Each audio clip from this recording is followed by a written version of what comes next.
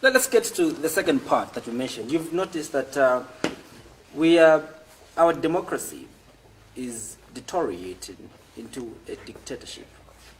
What do you mean, Bishop, when you say this? You know, there are certain things that climatic conditions.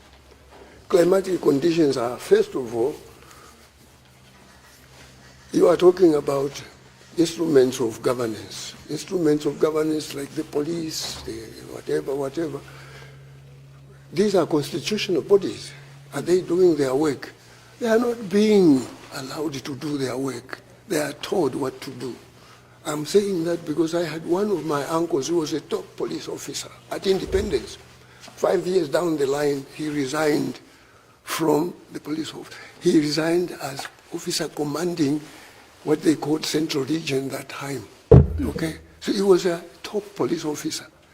And he told us, children, I am resigning from this government because politicians are telling me what to do. I am a trained police officer. He was trained here after being demobilized from the army. Then he was also trained abroad in Europe, in England. I know police work.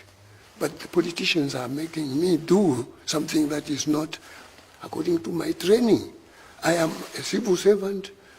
I will be dismissed tomorrow if I disobey one of the ministers. And I will lose my pension. It's better for me, I just go. That is one thing. And then freedom of expression.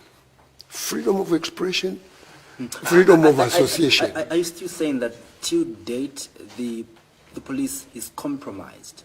Yes, they are. How the police could act if they were left to act professionally, but they are told to. Whatever I ever heard anywhere, except in Malawi, once when the young pioneers, this was a group of cadres in Malawi, the way we have cadres here.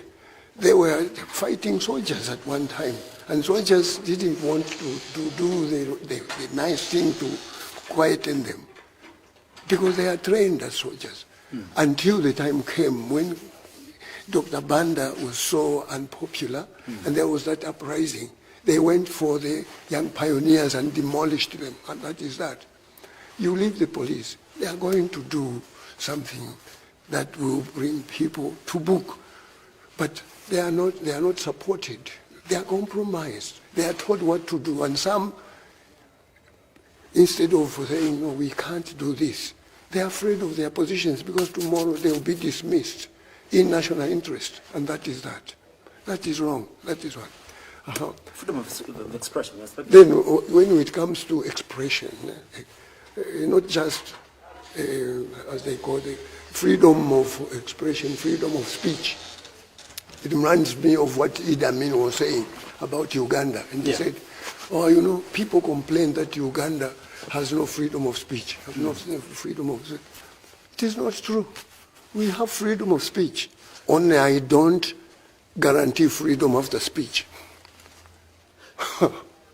You see, here in 1955, the colonial government here, which was actually the federal government under the British government, they came up with this law, controversial law, concerning meetings and so on and so forth, Public Order Act. 1955, that's what we keep up to now, 1955. It was done by the British against us, by the colonists who were here against us. We still keep to that. And in fact, I would have liked to bring a piece of paper from 1959. The paper is already, quite yellowish.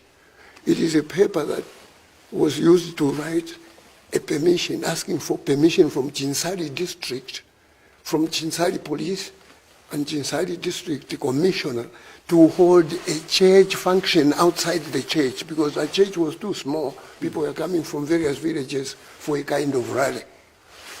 They had to get this permission. Church function, just within the church surroundings.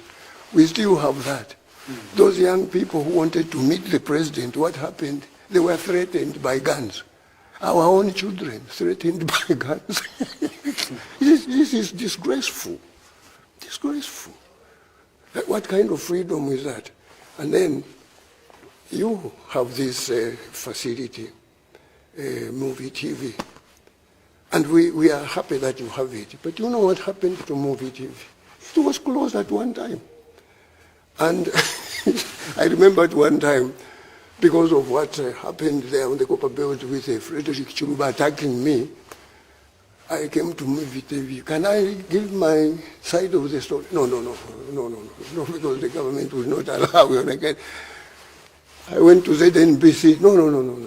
To Daily Lies, Daily Mail, and then also the Times of Zambia, and so on and so forth. No. And so you know what I decided to do? So in that case, I'm going to give a press conference myself. So I called the press conference there in Kapingila House alone and demolished what Chiluba was saying and went for other things and so on and so forth to defend the church and to defend myself. And that is now, these are public institutions. Only the government of the day uses them.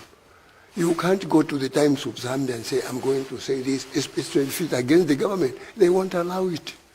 And then they put cadres onto journalists from other institutions, media institutions. What kind of freedom is there where people are not free to speak? They are not free to come together and speak and share ideas. What kind? You know, OSIDA.